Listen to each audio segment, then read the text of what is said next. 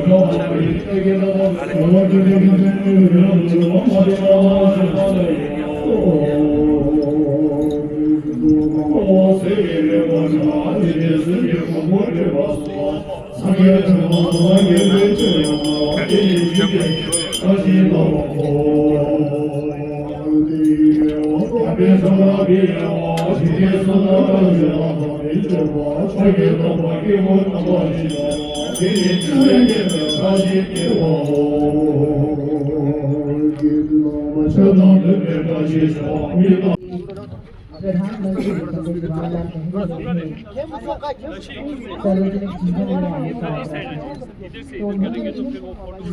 जीवन में आपका नाम है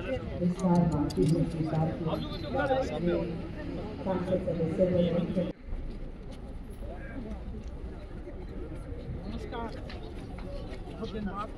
आप कैसे हैं? स्वस्थ हैं? ठीक हैं?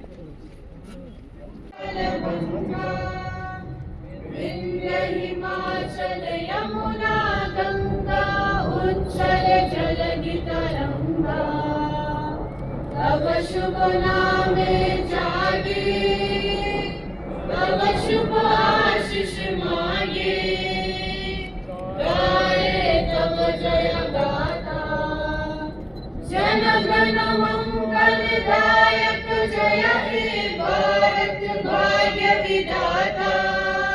लेह में आपके बीच में आया है तो देश का एक मंत्री के रूप में मैं एक दो बात कहना चाहता हूं, क्योंकि हमारे कैबिनेट में मैं एक मात्र हूं। वैसे तो मैं किसी एक धर्म से सिर्फ जोड़ के नहीं देखता हूं, लेकिन बाय बर्थ बाय प्रैक्टिस में एक बौद्ध हूं और पहले बार एक बौद्ध धर्म मानने वाले या जो टेक्निकली ऑफिशियली नोटिफाइड माइनॉरिटी जिसको कहते हैं, एक बौद्ध को पहली बार भारत का सरकार में कैबिनेट मंत्री के रूप में बैठने का मौका मिला है। हमारा देश को आजादी प्राप्त हुए 77 ईयर पार हो चुके हैं, लेकिन मैं वो खुश नसीब हूं, पहला इंसान हूं जो एक बौद्ध होकर के कैबिनेट मंत्री के रूप में काम करने का मौका मिला। हमसे पहले कैबिनेट मंत्री थे, लेकिन उस समय जो मंत्री थे वो बौद्ध धर्म अपनाया नहीं था। बाबा साहब भीमराव अंबेडकर जब लॉ मिनिस्टर बना इस देश का, तो वो 1951 तक इस देश का लॉ मिनिस्टर रहा है और लॉ मिनिस्टर बनते समय में उसने इस्तीफा दे दिया और 1956 में वो बौद्ध धर्म को अपनाया है। तो टेक्निकली वो जब मंत्री थे तो वो बुद्धिस्ट नहीं था, तो इसलिए एक रिकॉर्ड के हिसाब से मेरा पास वो रिकॉर्ड आ गया कि पहला इस देश का एक बुद्धिस्ट कैबिनेट मंत्री बना है। तो छोटा प्रदेश है, मगर वहां से कैबिनेट मंत्री बनाना, वो भी मुझे पहला उसी पद पर बिठाया उसी मंत्रालय में बिठाया जिस कुर्सी में बाबा साहब अम्बेडकर बैठते थे। मुझे फर्स्ट इंडिया का लॉ मिनिस्टर बनाया, एक माइनॉरिटी कम्युनिटी से, एक बुद्धिस्ट होने के नाते। इसलिए क्योंकि आज पवित्र दिवस है, इसलिए आपके सामने में मैं शेयर करता हूं। प्रधानमंत्री नरेंद्र मोदी जी के प्रति मैं हमेशा आभारी रहूंगा कि हमारा समाज हम सबको एक पहचान दिया है, एक जगह दिया है।